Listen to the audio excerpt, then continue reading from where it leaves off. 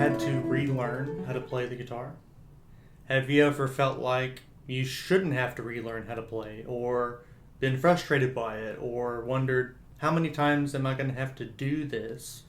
Is it normal? Is it okay that I have to relearn, or should I have learned it right the first time? That's what we're going to talk about in this video. This is an aspect of guitar playing that I have come to call retraining. And it's been something that I've been going through lately, really to a large degree. And so I wanted to kind of talk about it in this video in case it's something that you ever run into as well. I do work with a lot of people that have to go through things like this because I bring it up to them. We get to a point where I say, okay, well, we need to learn how to do this and this differently. And it's going to mean moving differently. It's going to mean feeling things differently. And because you kind of don't know how to do that yet, and every time you do this, you're going to do what you've always done, it's going to kind of feel like you're relearning how to play. And I know that most guitar instructional content online is probably for beginners, and I guess that makes sense. But I try to at least sometimes include stuff that's probably not for beginners. And I think that that's where this concept lies. I mean, it could be for beginners, but probably you will have been down the road a little bit if you run into something like this. And you won't be able to retrain something if you haven't built something in the first place that you have to retrain. So I think that for my guitar journey anyway, this is something that I do periodically. I've done it many times, and initially it frustrated me. When I present it to somebody I'm working with, oftentimes they're frustrated at first. They say things like, well, now I can't play anything. Well, now I have to relearn how to play. Now I have to relearn how to play a single note. And yeah, it's kind of like that in a way. But I think of guitar technique and guitar ability kind of not like a house of cards, but kind of like a stacking of stones. Okay, because that sounds more solid and more reliable. So you've got your techniques, your capabilities, your goals, your approach, the things that work for you, and you build it. Okay, and from time to time, for most of us, I do think we have to do this and just scatter that structure pretty much completely. Just blow it apart. Take its legs out, demolish it, okay? But then we rebuild it. And we rebuild it better and stronger and more reliable, more versatile. But probably when we get just a couple of stones lined up, okay, that's where we're going to have our issue. That's what we're trying to learn. That's what we're trying to move differently. So we need to stay there before we kind of jump to the top and be playing pieces and all that kind of stuff. Now, I think this is important because I think for most of us, we have to do this from time to time.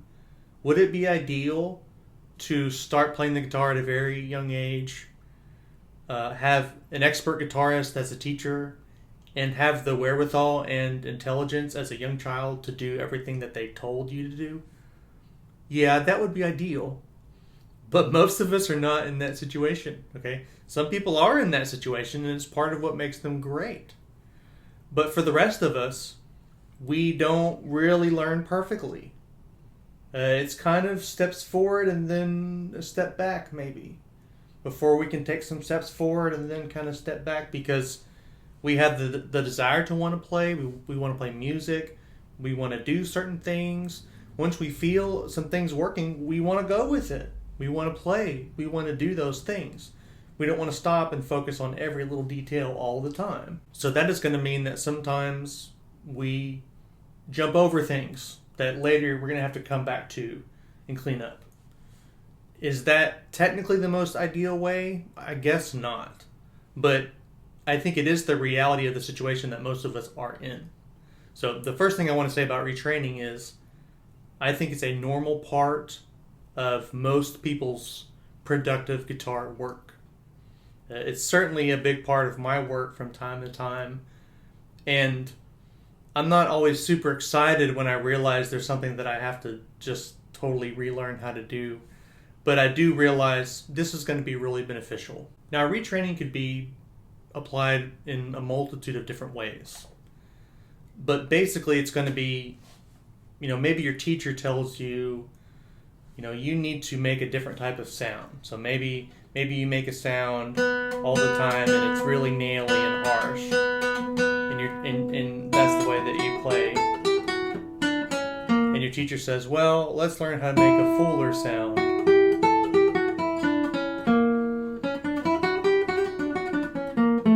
And so that will be your retraining, right? Everything that you know how to do is going to be that the sound that you already have. So you have to change your technique to make the sound that they're looking for.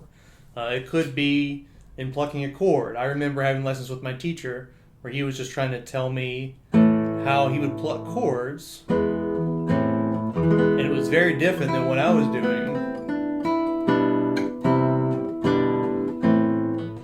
And I just couldn't get it. I was doing everything, with a whole lot of movement and really firm, and he was just doing these really delicate moves, a lot of wrist involved. And I remember seeing his hand and thinking, I have no idea what you're doing. And it took me months to train that into my hand. It could be something with this hand.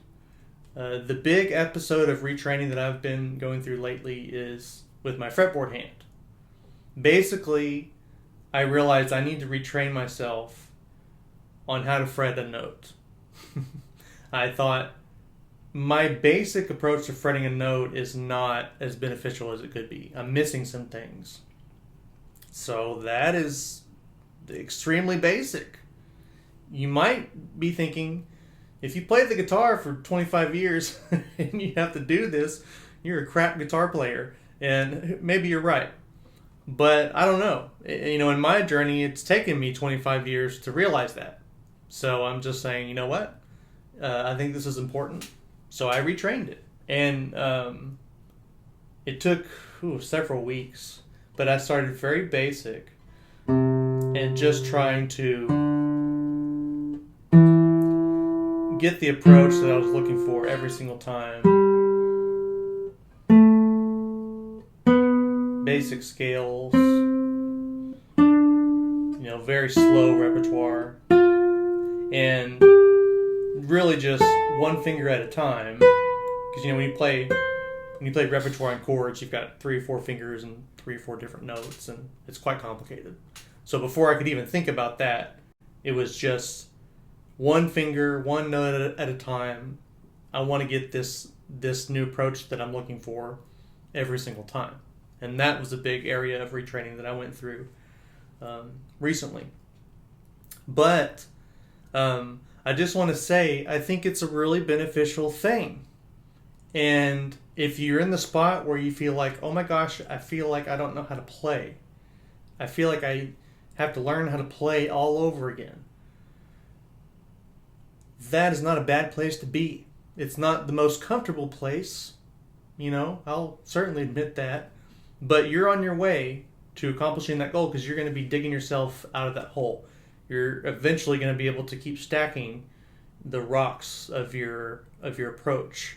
And then you're going to build that whole tower back up, and it's going to be better than it was before. Absolutely. Because you're going to have new abilities that you didn't have before.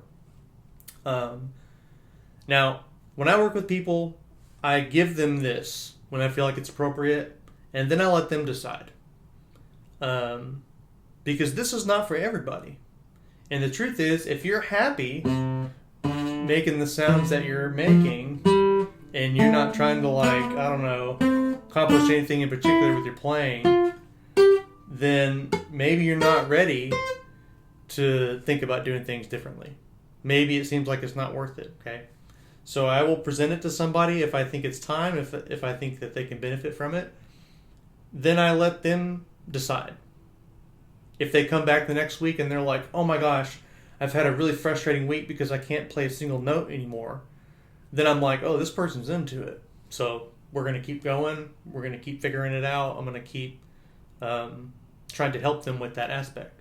If somebody comes back the next week and they don't even mention it, they're still doing the same thing they're doing before, I don't mention it either. It's just not time. This is a difficult thing.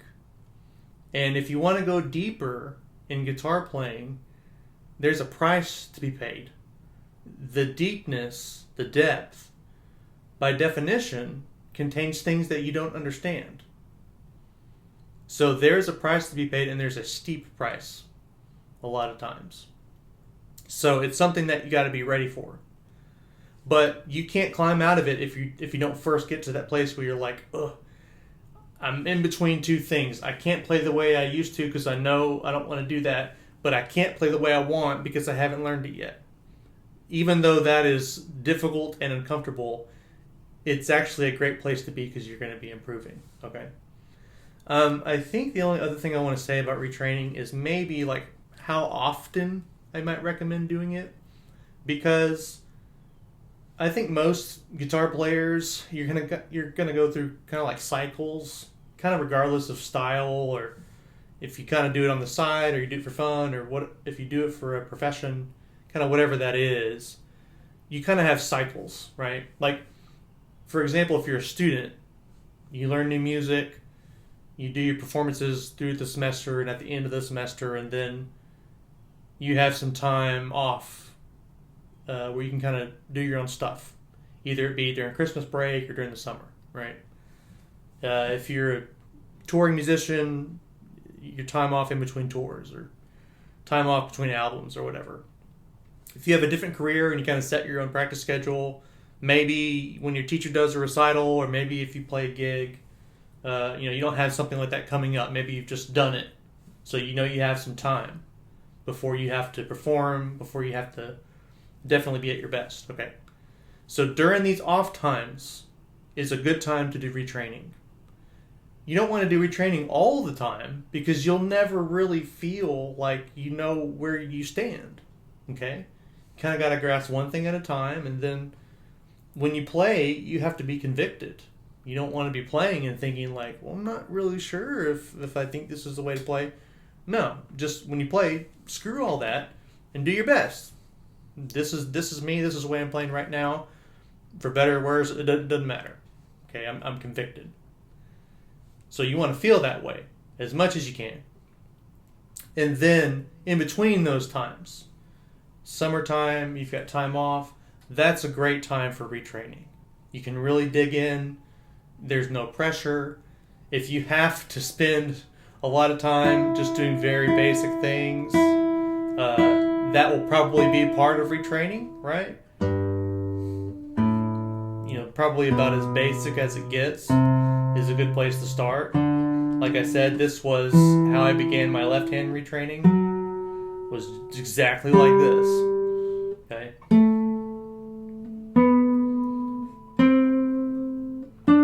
So you've got time to do that and really think, really study. You don't have to be thinking, well, I got to learn this new piece, or I've got to get ready for this and that performance. None of that to worry about. And you can really put your full mental effort towards it, okay?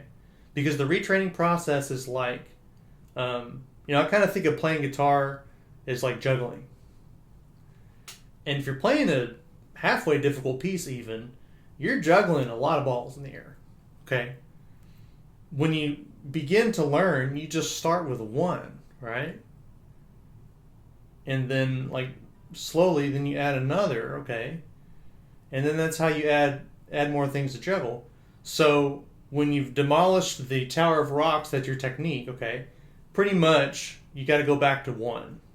And the one that you're juggling is whatever you're trying to retrain. This hand, that hand, whatever it is. So you go back to that, and it takes your full mental focus to say, I have to do this every time. I've got to be sure I'm doing this every time. So if you're making that the priority, you've got plenty to think about. I mean, your mind is very occupied. So that's going to take a lot of time. It's going to take a lot of effort. It's a pretty exhausting process. And so that's why it's good to to take advantage of it, I would say, during those kind of off times. And then I guess the last thing I'll say is the fastest way to retrain is to never do the old habit again. Right? I mean, that's just the truth. But that's pretty hard to achieve, okay? Most of us are going to slip up at least a little bit. So here's what I would say about that. Remember that. And say, okay, if I want to make a change, the fastest way to make this change is to never not do the change. So do your best to not go back to your old habitual technique that you're trying to change. But forgive yourself when you do. Okay? And then kind of get back on the wagon. And everyone will be different about this. If you go back and forth every time you play, well, it's just going to take you a lot longer. If you can always stay in the new area, you'll get there faster, but it won't feel any faster. I mean, it's going to be very strenuous mentally. It's going to feel like very slow, very deliberate type of work, and it is. But in terms of number of hours, you will get there faster. Okay? And then what happens, or what it feels like to me, is it's like you're pushing a boulder up the hill, and it's a steep hill, so you're just like, oh, I'm really pushing this thing. Because it takes your full mental focus to be able to keep that boulder from sliding back and going back to your old technique. And then one day, I mean, I don't know, it could be days, it could be weeks, it could be months. All of those things have happened to me before. One day, it just starts to be a little easier to push. And you just feel, I don't have to think about it quite as much. And what that means is, it is being worked into your muscle memory. And you are beginning to actually be trained that way. Okay? So you keep going with it.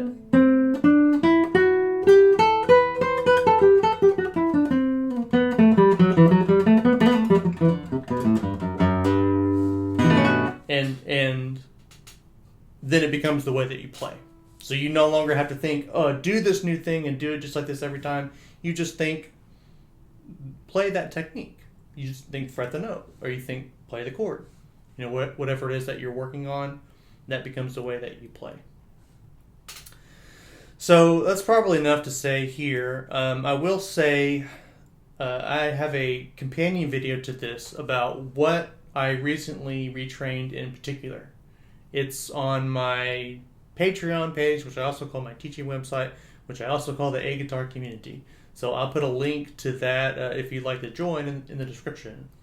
And I will talk about specifically what I learned, what I wanted to retrain, and how I went about it, and the benefits that I gained. Because the benefits that I gained from it, I really didn't see them coming. I knew it was something I wanted to do, but then when it started to take hold, it was a big missing link in my music making that it just changed the way I think about everything, changed the way I think about sound. So if you want to see that video, I'll link to the A Guitar Community in the description where I'll talk about that. But otherwise, I hope this video helped you out. If you have to retrain yourself from time to time, good for you. Take pride in it. It is something most people are not willing to do. I'll say it that way. There's plenty of people that are willing to do it, but statistically, most people that play an instrument look at a scenario like that and they're like, nah, well, I'm not going to do that. So if you're willing to go through it, respect, right? For real.